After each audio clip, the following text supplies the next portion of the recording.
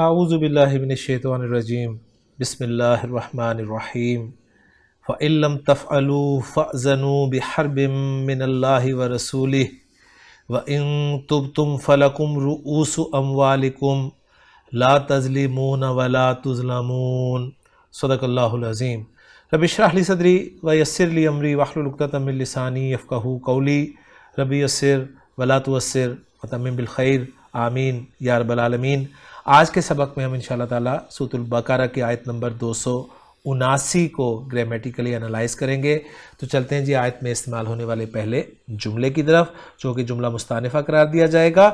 اور وقف کی پہلی علامت تک یہ جملہ ہم بنا لیں گے۔ فا کو استنافیہ قرار دے دیتے ہیں، یا فا کو مضمون کے اعتبار سے ہم عاطفہ بھی قرار دے سکتے ہیں۔ فا کے بعد آ رہا ہے ان حرف شرط ہے، اور جب بھی حرف شرط آتا ہے تو دو جملے آتے ہیں جو کہ شرط اور جواب الشرط پر مشتمل ہوتے ہیں۔ تو ان کے بعد جو شرط والا حصہ آ رہا ہے وہ ہے لم تفعلو، یہاں تک ہم الگ کر لیتے ہیں، اور اس کے بعد جواب الشرط یا جزا ہو جائے گی۔ تو لم جو ہے یہ حرف نفی ہے، اور لم فعل مضارع سے پہلے آتا ہے، فعل مضارع کو اخف یا مجزوم کر دیتا ہے، اس لیے آپ تفعلون کو تفعلو کی صورت میں دیکھ رہے ہیں۔ فا عین لام مادہ، فعل یفعلو کرنا کے معنی میں استعمال ہوتا ہے، اور واو ضمیر مرفوع متصل اس کا فاعل ہے، جمع مذکر حاضر کا یہ صیغہ ہے۔ فعل اپنے فاعل سے مل کر جملہ فعلیہ ہو کر شرط بن گیا، اور ترجمہ ہم لم تفعلوا کا کریں گے تم نے نہ کیا، اور پھر اگر کے ساتھ ہم پورے جملے کو ٹرانسلیٹ کریں گے، لیکن جواب الشرط کو ذرا دیکھ لیں۔ جواب الشرط یا جزا پر فا داخل ہوا ہے، اور فا کیوں داخل ہوا ہے؟ اس لیے کہ جواب الشرط یا جزا جو ہے وہ فعل امر آ رہا ہے۔ اذنو فعل ذرا دیکھ لیں اسکرین پہ آپ پہلے، حمزہ زال اور نون مادہ ہے جی اس کا۔ اسکرین پہ آپ دیکھ رہے ہیں فاذنو،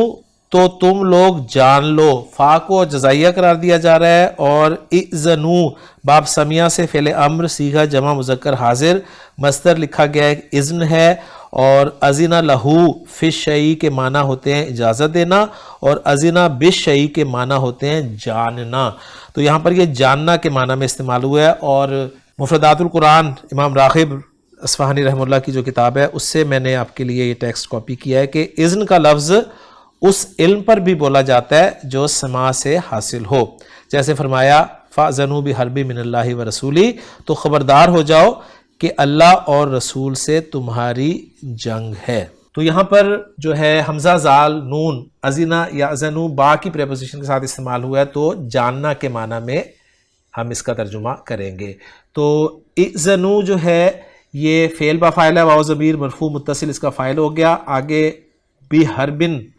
جار مجرور کا مجموعہ ہے جس میں با حرف جر ہے، اور حربن جو ہے یہ مجرور ہے، اور حربن نکرہ اسم ہے، اور حرب جنگ کو کہتے ہیں۔ نکرہ اسم کے بعد جار مجرور آ رہا ہے من اللہ و رسولہ، جس میں من حرف جر ہے جس کا مجرور اسم جلالہ ہے، اور پھر واو عاطفہ ہے، اور اس کے بعد رسول ہی جو ہے مضاف مضاف الیہ کا مجموعہ ہے جس میں رسول مضاف ہے، اور ہا ضمیر مجرور متصل مضاف الیہ ہے، اور رسول مجرور اس کا عطف اسم جلالہ پر ہے، لہٰذا اسم جلالہ کو ہم معطوف علیہ قرار دیں گے، رسول ہی کو معطوف علیہ اپنے معطوف سے مل کر پھر یہ مجرور ہو جائے گا من حرف جر کے لیے، اور من حرف جر اپنے مجرور سے مل کر یہ ہر بن کی صفت بن جائے گا، اور ہر بن موصوف اپنی صفت سے مل کر با حرف جر کے لیے مجرور ہو جائے گا، اور با حرف جر اپنے مجرور سے مل کر اذنو فعل کے متعلق ہو جائے گا، اور اذنو فعل اپنے فاعل اور اپنے متعلق سے مل کر جملہ فعلیہ ہو کر جواب الشرط یا جزا ہو جائے گا، اور پھر شرط اپنے جواب الشرط یا جزا سے مل کر جملہ شرطیہ ہو جائے گا۔ اور اگر ترجمہ کرنا چاہیں تو کچھ یوں کریں گے، اور اگر تم نے ایسا نہ کیا تو اعلان جنگ سن لو۔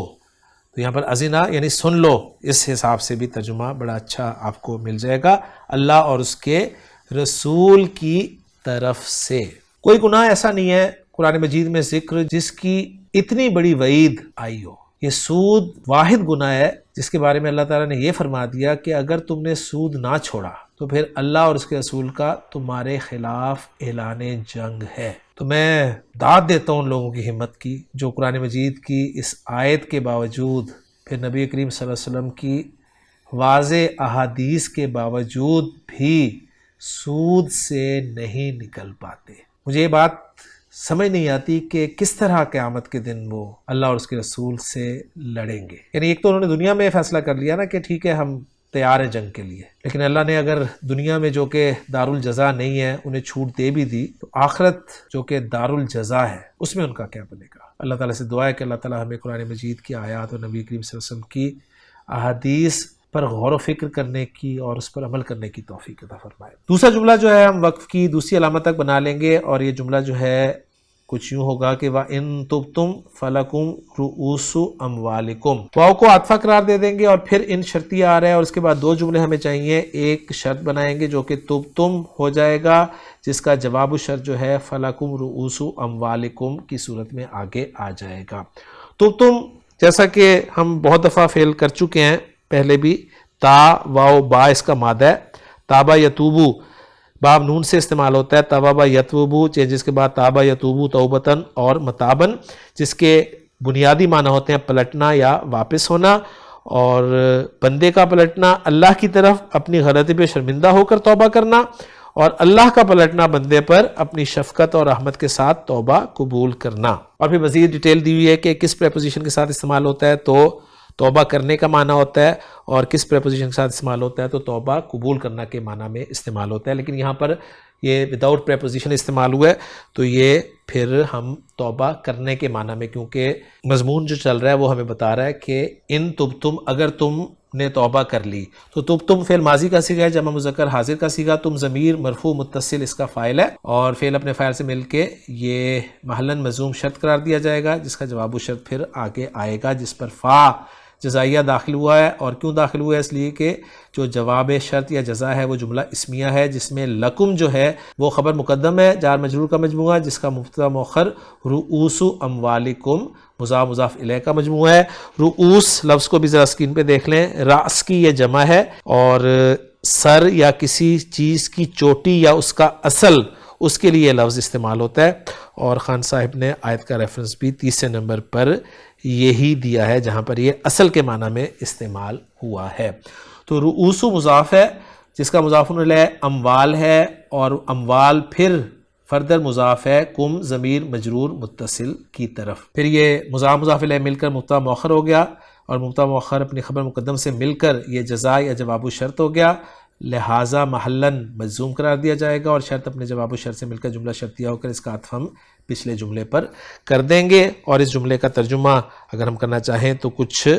یوں بنے گا، اور اگر تم توبہ کر لو تو تمہیں مل جائیں گے، بریکٹ میں کہیں گے مل جائیں گے اصل مال، یعنی تمہارا جو راس ہے وہ تمہیں مل جائے گا، یعنی تمہارا راس جو ہے وہ تمہارا ہی ہوگا۔ اس کے بعد آخری جملہ جو کہ دو جملوں کا مجموعہ ہے، ہم واو عاطفہ کے ذریعے الگ کر لیتے ہیں۔ پہلا بن رہا ہے جی لا تظلمون، اور دوسرا بن رہا ہے ولا تظلمون۔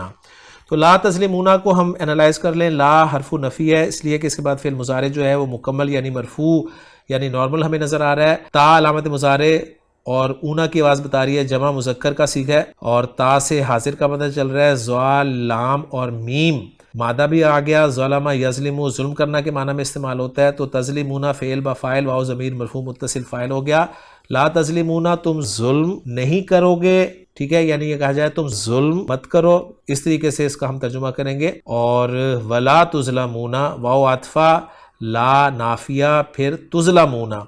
اور وہی اونا اور تا تو حاضر کا صیغہ ہے، جمع مذکر حاضر کا صیغہ، لیکن علامت مضارع پیش والی ہے اور عین کلمہ زبر والا ہے تو مجہول کا صیغہ، لہٰذا فعل مجہول اپنے نائب فاعل واو ضمیر مرفوع متصل سے مل کر جملہ فعلیہ ہو کر